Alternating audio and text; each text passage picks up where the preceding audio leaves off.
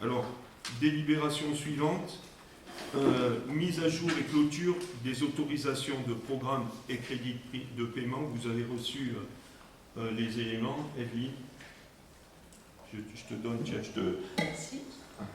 Voilà, donc simplement l'exercice 2020 a été clôturé. Donc ce qu'on vous présente là, c'est le bilan annuel d'exécution des APCP. Donc je reprends un petit peu les APCP, donc c'est une procédure des autorisations de programme et des crédits de paiement qui vise à planifier la mise en œuvre d'investissements sur le plan financier, mais aussi organisationnel et logistique en respectant les règles d'engagement. Donc cette procédure favorise la gestion pluriannuelle des investissements et permet d'améliorer la visibilité financière des engagements financiers de la collectivité à moyen terme. Donc les autorisations de programme constituent la limite supérieure des dépenses qui peuvent être engagées pour le financement des investissements. Elles demeurent valables sans limitation de durée jusqu'à ce qu'il soit procédé à leur annulation. Elles peuvent être révisées chaque année. Les crédits de paiement constituent la limite supérieure des dépenses pouvant être mandatées durant l'exercice pour la couverture des engagements contractés dans le cadre des autorisations de programme.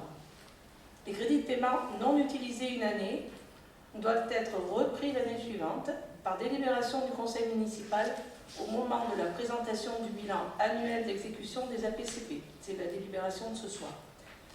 Donc ce soir, je vous propose de voter les autorisations de programme et les répartitions de crédits de paiement relatifs à la réalisation des opérations donc, telles que Pignal. Donc vous pouvez constater que le montant des dépenses et recettes est inchangé par rapport à la précédente APCP qu'on avait votée.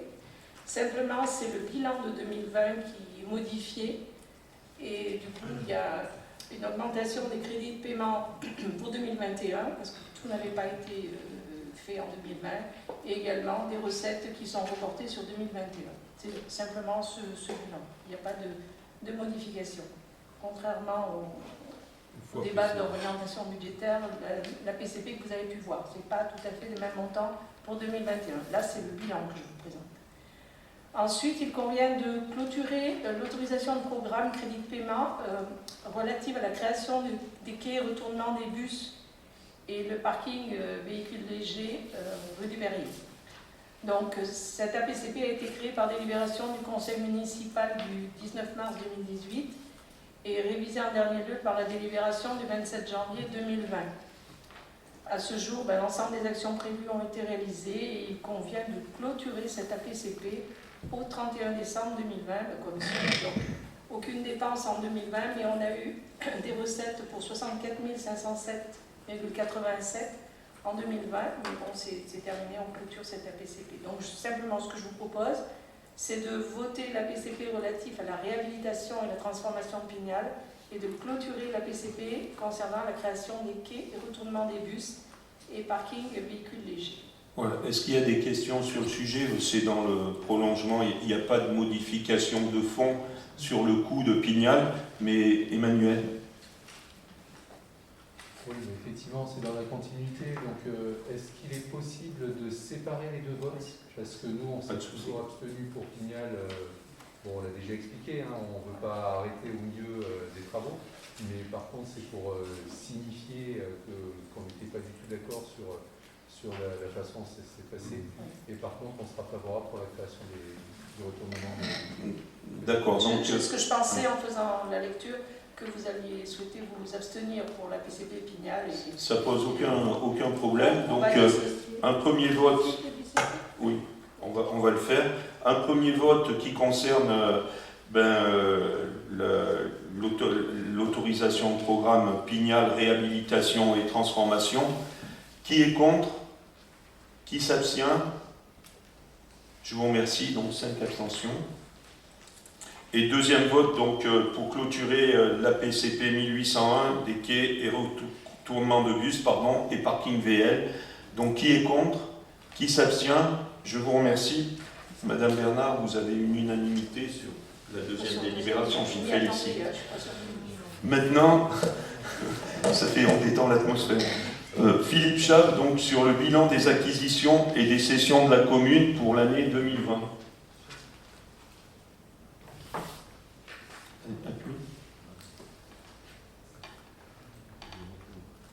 Tiens.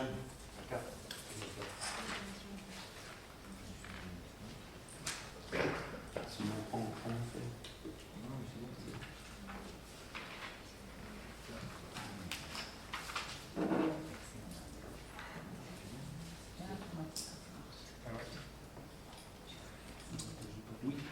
Mets ton micro.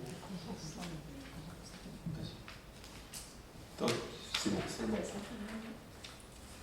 Donc en 2020, ont été acquis par la commune sur la route du Val de Drôme, au niveau du domaine de Brézem, pour initier un tourne à gauche en direction du Brézem, une parcelle d'une valeur de 13 170 €.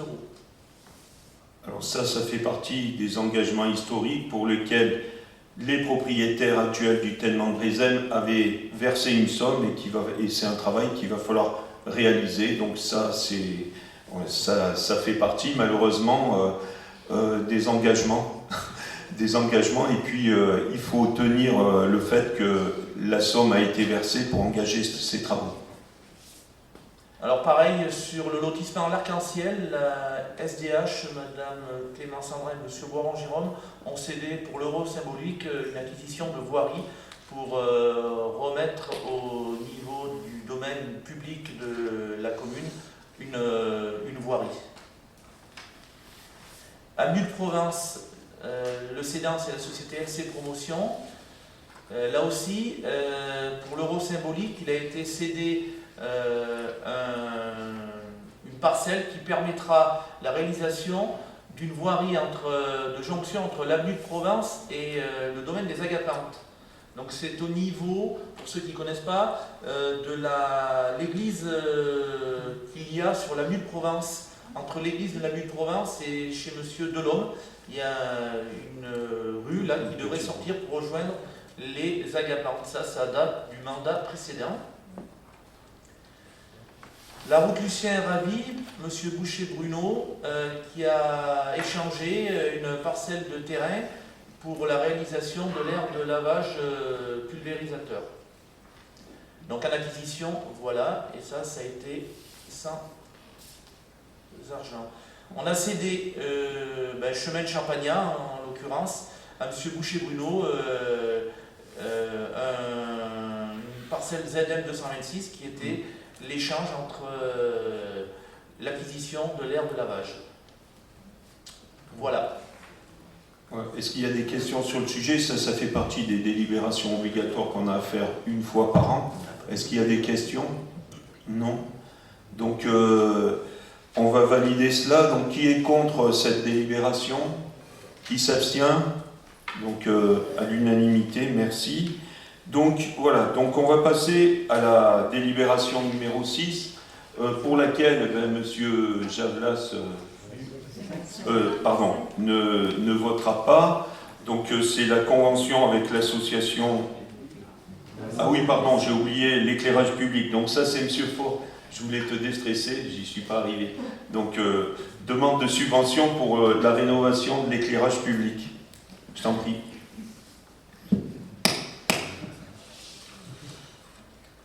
Alors, comme on vous l'explique, le document, c'est une délibération qui autorise M. le maire à signer tout document nécessaire à la demande d'aide publique sur la base d'un investissement de 250 000 € pour procéder à la rénovation d'une partie du parc d'éclairage public de la commune.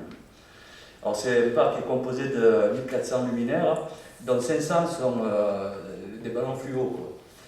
Et on voudrait les passer en LED afin d'avoir déjà au niveau écologique et puis au niveau coût, ça serait beaucoup plus rentable.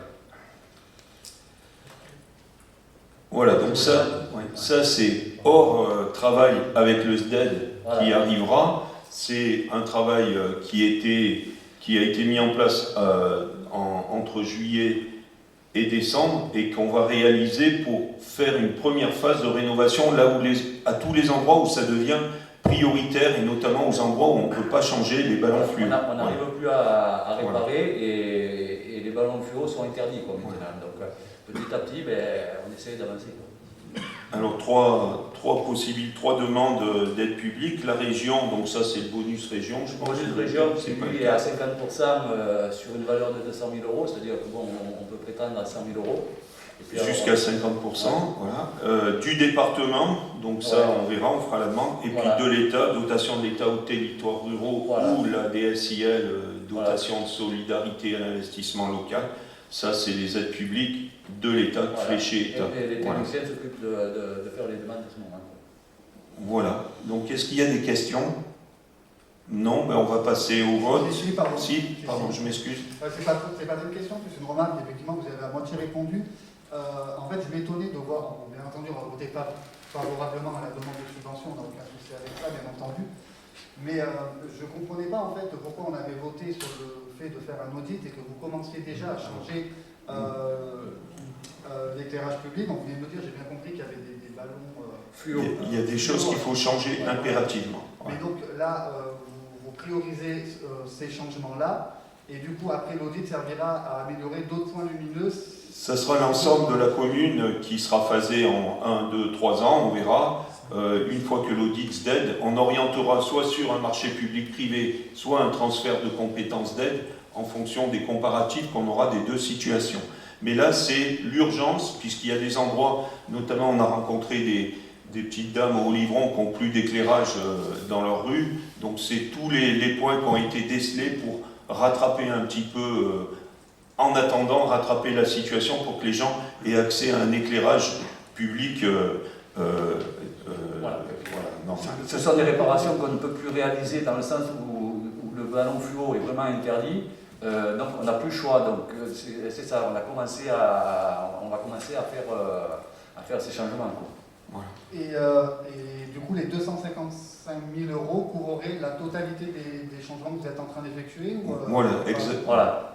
Ça a été évalué, donc il y aura un travail qui va être fait. C'est une estimation globale dans un premier temps, donc on va monter le dossier de demande d'aide publique et ensuite il y aura notamment par rapport au montant, je pense qu'il y aura un marché public qui sera lancé sur le sujet. Voilà. Et vous pensez du coup avoir la totalité des subventions, donc les 255 000 euros? Ah non, de toute façon, sur des projets comme ça, il n'y aura pas 100% d'aide publique, mais dans tous les cas, c'est une nécessité de commencer cette bascule vers l'éclairage LED et une nécessité d'éclairer les rues qui ont plus de... Moi, par exemple, dans mon quartier, sur les 4 éclairages, il y en a 3 qui ne fonctionnent plus. Voilà. Merci.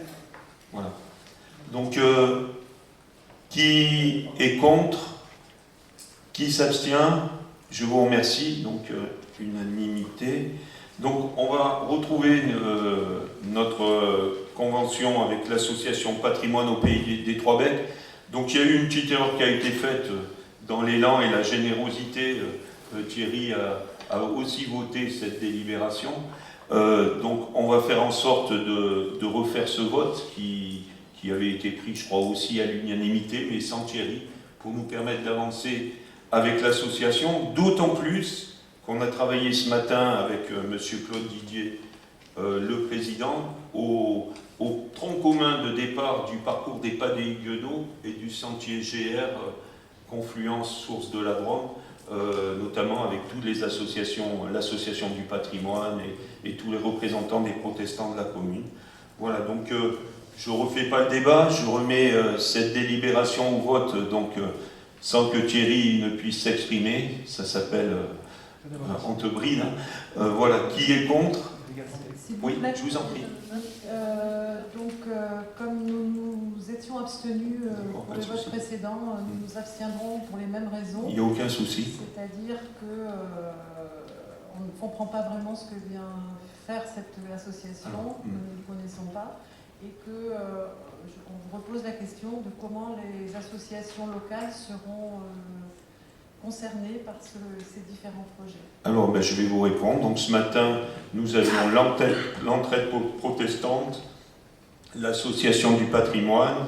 Enfin, il y avait, je me souviens plus, toutes les associations qui étaient présentes pour s'associer avec le porteur de projet. Le porteur de projet, c'est l'association Patrimoine au Pays des Trois Becs qui va faire le lien pour mettre en place ce sentier GR qui concerne 3 communautés de communes. Voilà. Voilà. Mais dans tous les cas, les associations sont déjà associées depuis ce matin. La prochaine réunion de travail, c'est début mars. On va concrétiser un peu ça. Christian? Oui, on était avec eux ce matin, on se revoit lundi prochain, on se revoit le 29 mars. Et effectivement, le sujet avec l'association des Trois Becs, c'est qu'il nous fait profiter de son expérience, de son expertise et de son aide à ce sujet-là. Pour le sentier des Huguenots. Oui, et l'association est aussi membre de la fédération de grandes randonnées. Et donc, à ce titre, ils vont nous faire beaucoup avancer sur les demandes d'autorisation de passage dans tous les terrains de tout le parcours. Voilà une partie de la collaboration, mais bien entendu, toutes les associations concernées étaient présentes ce matin, en tous les cas. C'est eux qui s'occupent d'appeler tous les propriétaires des terrains et qui conventionnent avec eux, etc. Donc on va passer au vote. Donc, qui est contre? Qui s'abstient? Donc 5 abstentions, je vous remercie. Alors, nouvelle... donc hors Thierry Javlas qui n'a pas voté, Nathalie Montonnier sur règlement intérieur et tarifs des salles et équipements communaux.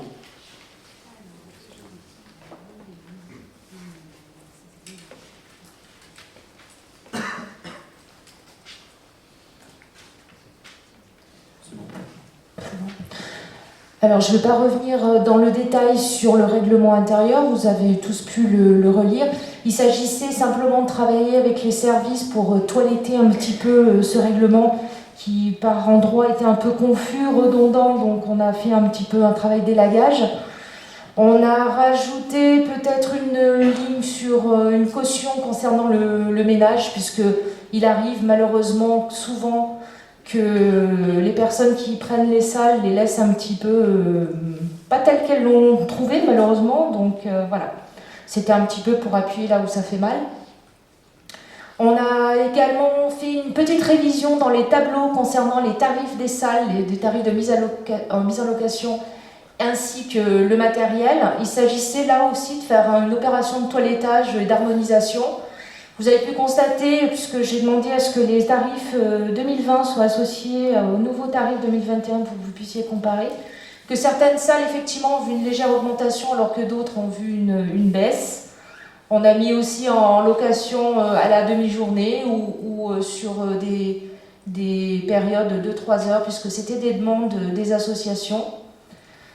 En fait, on a fait une harmonisation pour qu'il y ait des coefficients qui soient appliqués de manière identique entre le prix de location d'une demi-journée, d'une journée, donc un coefficient de 0,8, et puis un coefficient de 2,5 entre le tarif livre-nez et tarif extérieur, donc pour que ce soit un petit peu harmonisé et cohérent, en tenant compte au niveau des salles des équipements qui étaient proposés.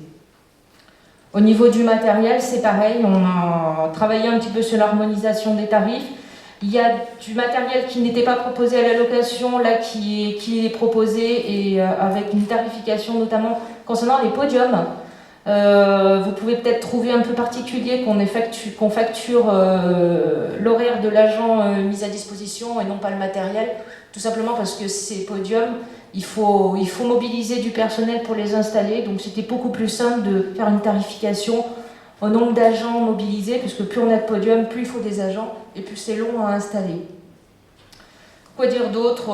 Pareil, on a fait aussi une simplification sur les utilisations de la sonorisation.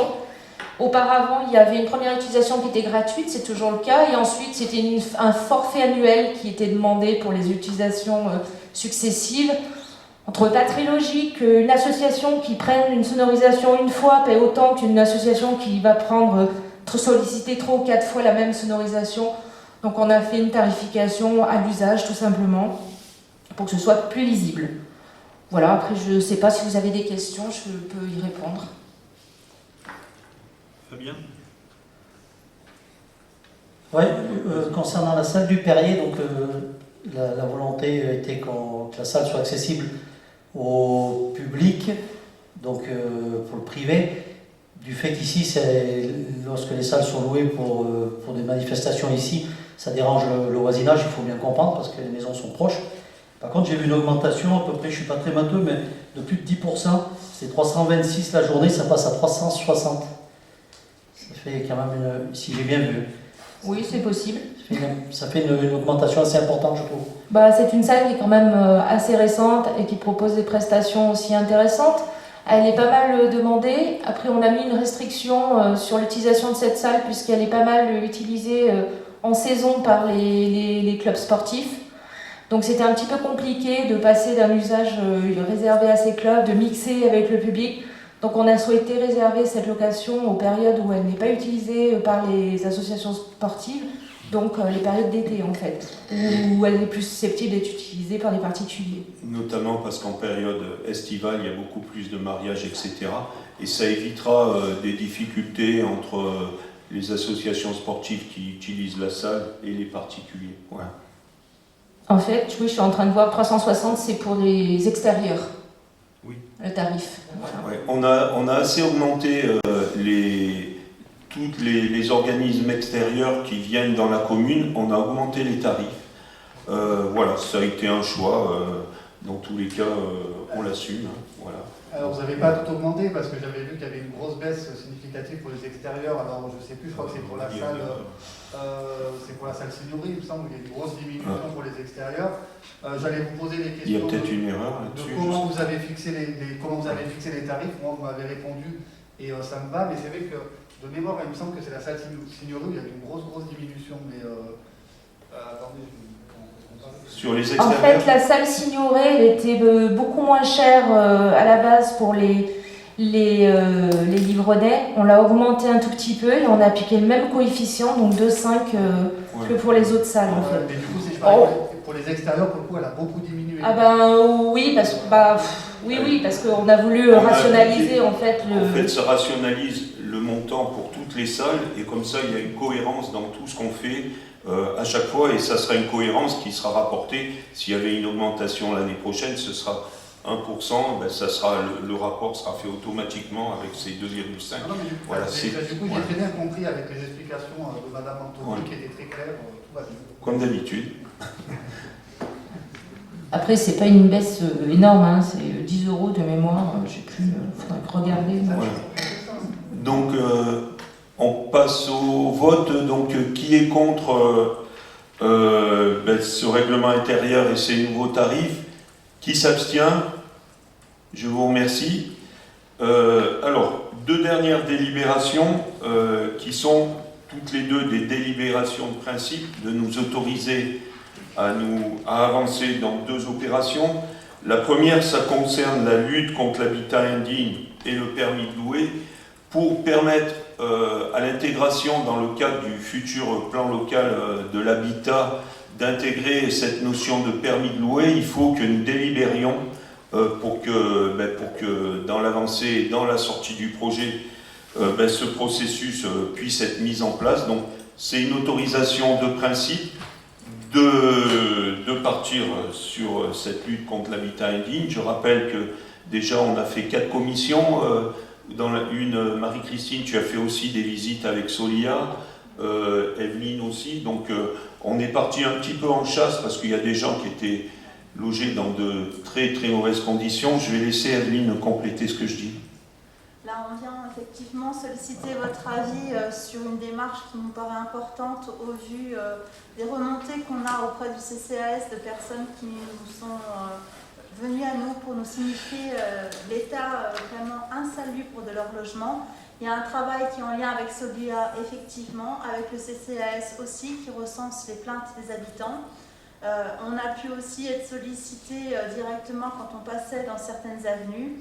Et effectivement, il y a des dégradations continues avec des bailleurs qui ne prennent pas en compte les alertes de la part de leurs locataires. Donc il nous a paru important de se saisir de cette lutte contre l'habitat indigne qui apparaît effectivement assez importante dans certains quartiers livronnais. Après, c'est un choix effectivement de manière à pouvoir améliorer d'une part l'habitat, donc au niveau social c'est sûr. Il y aura également des enjeux économiques et touristiques à terme parce qu'effectivement le but c'est vraiment de rénover l'habitat et de permettre un mieux vivre à l'ensemble des locataires. Donc ça, c'est intégré dans le projet, l'accompagnement Petite Ville de demain aussi. Voilà, mais alors, comprennent pas mal ce qu'on est en train de dire. Il y a des gens qui louent des logements qui sont dans un état impeccable, et il y a des gens qui jouent pas le jeu. On y fait la chasse, hein, on en a déjà eu 4.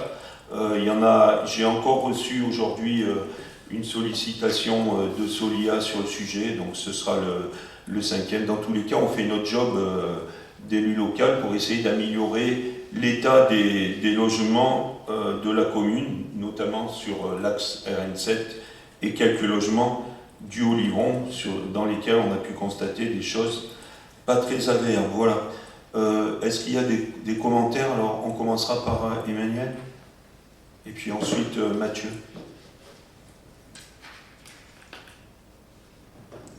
Non, donc concernant ce permis de louer, est-ce que ça va concerner tous les bailleurs du Livron ou seulement certains logements sur une zone précise? C'est ce qu'on vient de dire. Dans un premier temps, on a, notamment dans le cadre du travail qu'on fait sur comment ça s'appelle, les parcelles, Philippe, les parcelles, le travail qu'on est en train de faire sur les dents creuses. Oui. Voilà. Donc on va flécher, on voit un état du patrimoine par rapport notamment à ce travail sur les dents creuses, très difficile sur la RN7 et le Haut-Livron. Donc dans un premier temps, on ne va pas se consacrer à toute la ville, on va travailler sur cet axe-là, notamment parce que la RN7, Joseph Combier et Léon Aubin, ça fait aussi partie du projet rénovation du cœur de ville, et tout va ensemble. Voilà. Dans un premier temps, on va se consacrer à ça. C'est à cet endroit qu'on a décelé une plus grosse densité de logements de ce type. Hein. Toutes les affaires qu'on a amenées auprès de M. le Préfet à la commission d'insalubrité sont des affaires qui sont dans ce périmètre. Donc, on va se consacrer déjà à ce périmètre-là, et puis on verra à l'avenir, mais déjà c'est un gros boulot qui prendra quelques années. Voilà.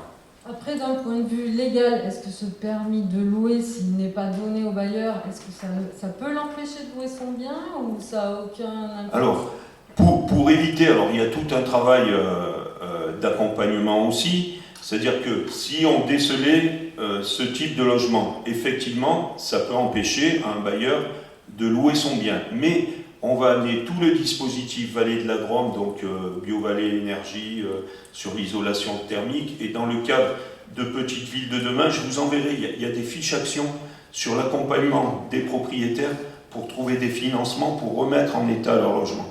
On ne va pas faire que empêcher les gens. Il faut faire en sorte que ces logements, ceux qui sont indignes, ne soient pas loués à des tiers, et que, à côté de ça, on puisse accompagner des propriétaires à la remise en état de ce logement.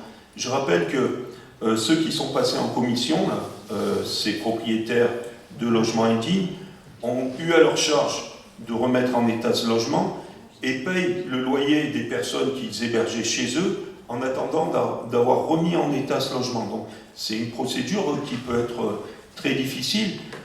J'espère qu'on le fera le moins possible, mais dans tous les cas, il y a des choses qui sont inconcevables au niveau de la location et du respect de certaines personnes. Je retourne le problème, il y a des gens qui ne respectent pas non plus les logements qu'on leur loue. C'est ce que j'allais dire. Comment faire la différence entre un logement qui est loué en bon état au départ et qui est rendu insalubre par le locataire? Le permis de louer pourra avoir un avantage, c'est-à-dire qu'il y aura aussi un constat physique public de l'état de logement dans lequel les personnes rentrent. Donc ça aussi, c'est aussi un atout pour le propriétaire si le logement est en état. Si effectivement les gens dégradent le logement, ce constat public, il les servira. C'est dans les deux sens. Mais moi, je travaille contre l'habitat indigne. Je ne veux pas lutter. Il y a des gens, il y a des tas de personnes qui louent des logements dignes, et je sais que certaines personnes ne respectent pas ces logements. Je suis objectif sur le sujet. Moi, je travaille sur l'habitat indigne. Voilà. Mathieu. Je t'ai répondu, Emmanuel? Fabien, pardon. Moi, ça rejoint un petit peu ces réflexions. En fait, alors bon, évidemment, moi, le permis de louer, comme vous le présentez, ça semble être pour protéger les habitants des logements insalubres. Maintenant, la question c'est, quand on s'intéresse un petit peu au permis de louer, il faut que dans les textes, il y ait un périmètre qui soit clairement défini. C'est ce qu'on vient de dire. Voilà.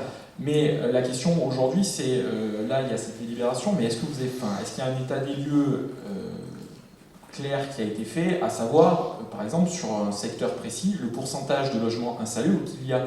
Parce que, comme vous dites, alors effectivement, c'est pour protéger, mais quand on regarde la procédure du permis de louer, pour les gens qui font une location d'un logement salubre, sans aucun problème, ils doivent aussi avoir ce permis de louer. Et à chaque changement de locataire, ça doit être fait. Et c'est une démarche administrative qui vient se rajouter à déjà sur le locatif. Du coup, je suppose que c'est la mairie qui va devoir gérer ça. Ça fait des procédures supplémentaires, des visites au domicile. Là, on est. Je m'excuse, Mathieu, de t'avoir coupé. Pardon. Fini. Donc la question, c'est, est-ce qu'aujourd'hui, alors on a bien compris que vous aviez déjà mis des actions en place pour lutter contre l'habitat insalubre. La question, c'est aujourd'hui, est-ce que le permis de louer est l'outil qui reste un bel outil, mais est-ce que c'est l'outil adapté à une ville comme Livron et au parc locatif de Livron? Si c'est pour, on va dire, imposer une procédure supplémentaire à 95% des loueurs qui louent des appartements ou des logements qui n'ont aucun problème, leur imposer ça, pour lutter contre un faible pourcentage de personnes qui sont d'ailleurs sans doute les mêmes, parce que souvent ils ont plusieurs appartements insalubres. Vous voyez la question? Donc, dans tous les cas, périmètre, il est fixé. On a un état des lieux, un primo état des lieux qui est lié à ce travail sur notamment le PLH et le futur PLU. Il y a toutes ces maisons qui ne sont pas habitées ou qui sont dans un état déplorable aujourd'hui sont globalement fléchées sur ce plan. Donc on a fait le tri, Philippe a fait un gros boulot là-dessus pour évaluer ce qui était vrai, les évaluations de l'État, là où il y avait des personnes qui habitaient ou pas. Donc dans tous les cas, c'est la seule à ce jour, c'est une des procédures que l'on voit. Aujourd'hui, c'est une délibération de principe, on en redébattra de toute façon ultérieurement pour s'orienter vers cette solution. Les services y travaillent. Si vraiment, à terme, c'était trop contraignant, je ne le pense pas, puisque on veut mettre en place ce projet, on reviendra dessus, on trouvera peut-être une autre solution. Dans tous les cas, c'est l'orientation qu'on veut fixer aujourd'hui sur ce périmètre. Et je peux vous dire qu'il y a énormément de travail, et il faut vraiment... Evelyne, je te laisse... Alors, on a commencé bien sûr par recenser déjà les plaintes des locataires qui sont venus depuis plusieurs années au CCAS, photos à l'appui, vraiment avec des témoignages importants écrits. Et en fait, le périmètre, on l'a déjà en tête parce que c'est toujours les mêmes endroits. Donc on est parti de ce constat, plus la partie urbanisme qui a été travaillée avec la CCVD et avec Philippe Chave, où là il y a effectivement des logements vides. Donc on a les deux cas. Mais effectivement le périmètre il est très restreint, il est assez resserré. Donc on a une bonne idée. Maintenant on a au début de cette démarche, on a jusqu'au septembre 2021 pour la finaliser, parce que rien ne pourra être possible tant que le PLH n'est pas plus avancé. Et il nous a semblé, effectivement, peut-être on se trompe, mais il nous a semblé que le permis de louer est une des façons les meilleures pour contraindre. Parce qu'actuellement, à part les démarches de l'ARS sur le pôle insalubrité, celle du préfet et celle de Solia, on n'a aucun pouvoir, nous, communes, pour éviter de pérenniser ces habitats indignes qui, en fait, changent régulièrement de locataires, mais à chaque fois, c'est les mêmes problématiques. Voilà. En complément d'information, l'Oriole prend la même orientation que nous, aussi sur son périmètre de vieux village. Voilà. Voilà. Est-ce qu'il y a Fabien? Oui, on a constaté depuis, on va dire, plusieurs années que des investisseurs qui ont flairé l'arrivée de la déviation et qui savent que leur bien immobilier en achetant le long de la Nationale 7 à Livron va faire x2. Mais en attendant de faire des travaux à l'intérieur, ces gens-là, que j'appellerais des marchands de sommeil pour la plupart, sans aucune scrupule, profitent de la misère des gens et louent donc ces appartements, souvent pas habités depuis longtemps et très vétustes, à des personnes qui sont dans des situations précaires et qui n'ont pas d'autre choix que venir se loger dans ces taudis, il faut le dire. Donc on était bien informés, on était bien au courant, et ce que vous avez dit, le recensement, on avait commencé à le faire on tenait à jour à mesure que les gens venaient et on mettait en place les services, tout ce qui nous était donné pour aider ces gens-là. Mais c'est très compliqué parce qu'en face de nous, on a des investisseurs, souvent des personnes qui connaissent très bien les lois et qui savent très bien se défendre et qui, pour l'instant, plutôt que laisser les bâtiments vacants et vides, les louent quand même dans des états vraiment déplorables pour certains. Mais je reviens sur ce que dit Mathieu. Après, il y a le risque, en partant dans cette procédure, c'est de créer des complications à la très grande majorité qui jouent le jeu et qui sont respectueux et honnêtes. Je suis d'accord sur tes propos, c'est vrai que c'est une orientation du moment. Il faut qu'on fasse cette délibération, sinon ça ne sera jamais inscrit comme possibilité dans le PLH. Dans le cadre de l'accompagnement et de l'expertise qu'il va y avoir sur Petites Villes de demain, il y a aussi un club des Petites Villes de demain d'échange d'expériences. Je pense qu'on va mettre 1-2 élus dans ce club pour aller échanger avec les expériences avec d'autres villes qui connaissent les mêmes problèmes que nous. Peut-être on évoluera, il ne faut pas être idiot sur le sujet parce qu'on trouvera une expérience meilleure et complémentaire à ce qu'on veut faire. Dans tous les cas, c'est l'orientation du moment, mais la délibération de principe est de permettre, au cas où nous souhaitions le mettre en œuvre, de l'inscrire dans le cadre du PLH et en construction à la CCVD. Voilà, cette délibération, elle n'engage qu'à ça. Voilà. Et le permis de lieu, il peut avoir un moment, un début et une fin. Je veux dire, il ne va pas être à l'état éternel. Ça peut être une opération qu'on peut mener, par exemple, sur les 6 ans de Petites Villes de demain, ou sur... voilà, ça peut être un choix de ce type. Est-ce qu'il y avait d'autres remarques?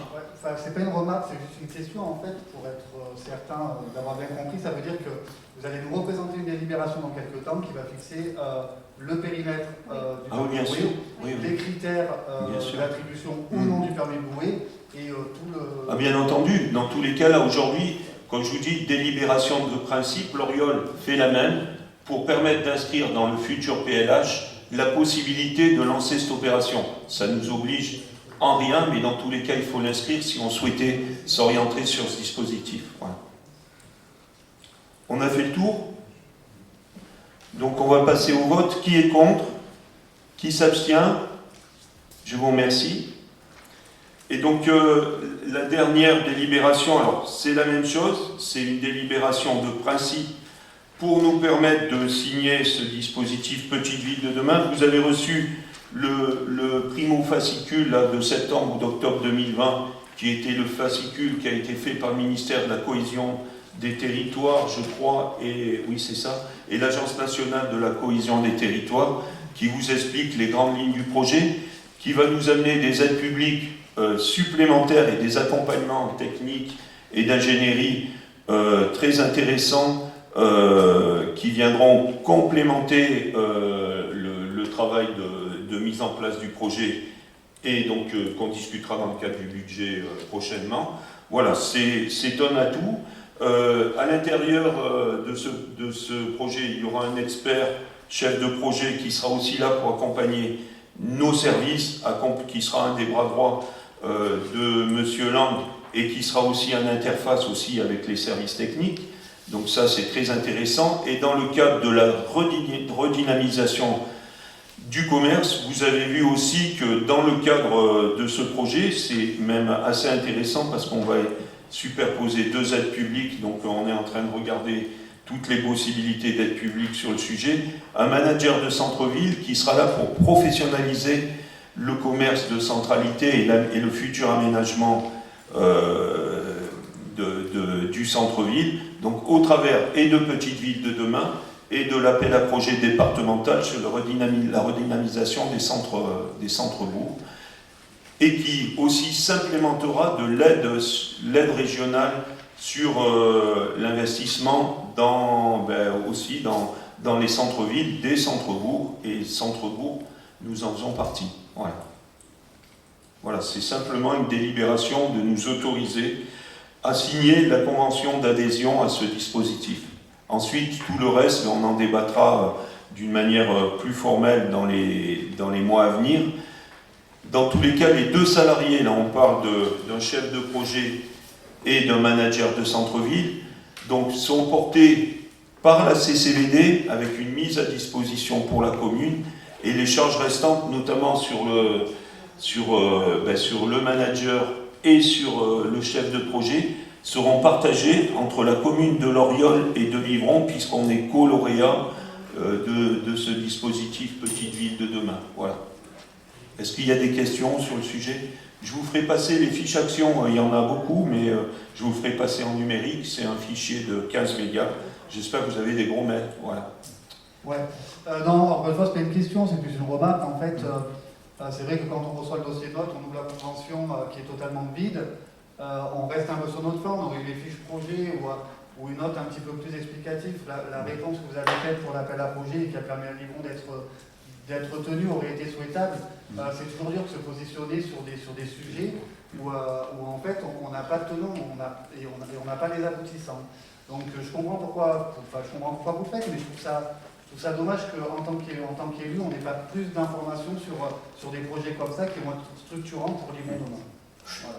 Et qui nous amène beaucoup d'aides complémentaires que l'on n'aurait pas eu si on n'était pas rentré dans ce dispositif dans lequel c'était pas gagné au départ, puisqu'on n'était pas fléché dedans, et donc c'est une intervention auprès de Madame la Ministre de la Cohésion des Territoires ruraux et du ministère de la Transition écologique, et je crois que c'est le secrétariat à la ruralité. Les trois ont fait action pour qu'on intègre le projet, qui a été partagé avec Loriol, puisqu'en fait, au départ, ce dispositif est fait pour accompagner des villes qui ont des critères INSEE de difficulté, voilà, plus importantes que la nôtre. Voilà. En tous les cas, je suis très heureux qu'on ait pu être retenu sur ce plan-là. Donc, on aura beaucoup de débats à faire sur le sujet, puisque dans tous les cas, tous les aménagements de la commune passeront aussi par le dispositif-là pour abonder des aides complémentaires. Ça fait aussi partie du débat d'orientation budgétaire qu'on a eu, d'essayer de doubler à minima les aides publiques sur l'ensemble des projets du mandat, puisque, je répète, la moyenne des aides publiques sur les projets qui ont été montés 2014-2020, c'était 15%. Voilà. C'est le retour, c'est pas mon analyse, c'est le retour de l'analyse du cabinet Stratorial. Voilà. Voilà. Est-ce qu'il y a d'autres débats sur le sujet? Oui, Laurent. Et éventuellement, juste pour répondre encore, par rapport au dossier qui a été remis, c'est en bonne partie le programme en fait, que nous avions fait pendant la campagne électorale. Et je ne sais plus, Nathalie, c'est toi qui as présenté le dossier, donc si tu peux... Oui, je vais remercier aussi Nathalie, parce qu'elle a fait un travail très très important de tuilage entre Livron, Loriol et la CCVD, et si on a eu le dossier, je pense qu'on te le doit aussi beaucoup. Voilà, c'était le compliment du jour, j'en fais pas souvent. Mais... Tu y vas, Nathalie? J'ai pas grand chose à rajouter. Effectivement, ça a été un travail qui a été mené de concert avec les services de la CCVD et de Loriol pour partir sur les constatations faites sur l'état de nos territoires et les programmes qu'on pouvait mener en convergence et qui pouvaient donc rentrer dans les financements de ce projet. Pardon, excusez-moi, mais j'ai l'impression que j'ai du mal à me faire comprendre en fait. On a bien compris tout ça, et ce que vous nous expliquez, on les a vus dans les délibérations, mais encore une fois, on n'a pas l'appel à projet, on ne sait pas vers quoi ça va tendre, vous nous parlez de fiches d'action, on ne les a pas vues. Je dis simplement qu'en nous envoyant le rapport, avoir ces informations nous aurait été utile pour prendre connaissance du projet. On ne doute pas du tout de l'intérêt de ce projet, voilà. On ne doute absolument pas des compétences de Mme Antonier, vu que nous avons été retenus, et je ne doute pas que le projet en lui-même soit bien. Je dis juste simplement, vous nous proposez de nous positionner sur un projet dont on ne sait rien. En fait, il y a beaucoup d'éléments qui vont être co-construits aussi avec l'ensemble des habitants. C'était simplement des grands axes de développement qu'on voulait mettre en avant et qui reposaient effectivement sur notre programme. Mais les actions, elles seront co-construites. Tout n'est pas prédéfini à l'avance. Bien sûr. Il y a un travail de co-construction, d'ailleurs, qui est à peu près expliqué, je pense, dans le livret que vous avez reçu. C'est un travail obligatoire. Ça fait partie des démarches qui correspondent tout à fait à ce qu'on a distribué dans les boîtes aux lettres. Et c'est pour ça qu'on a vite sauté sur cette occasion-là pour être intégré à ce plan de l'État. Voilà. Écoutez, on va attendre les fiches actions, je vais rester là-dedans et puis je vous poserai les Pas de questions souci. si j'en ai encore. Pas de souci. Voilà, donc on a fait le tour de cette convention et de cette délibération de principe pour nous permettre d'adhérer à cette programmation. Donc on va passer au vote. Qui est contre? Qui s'abstient? Je vous remercie.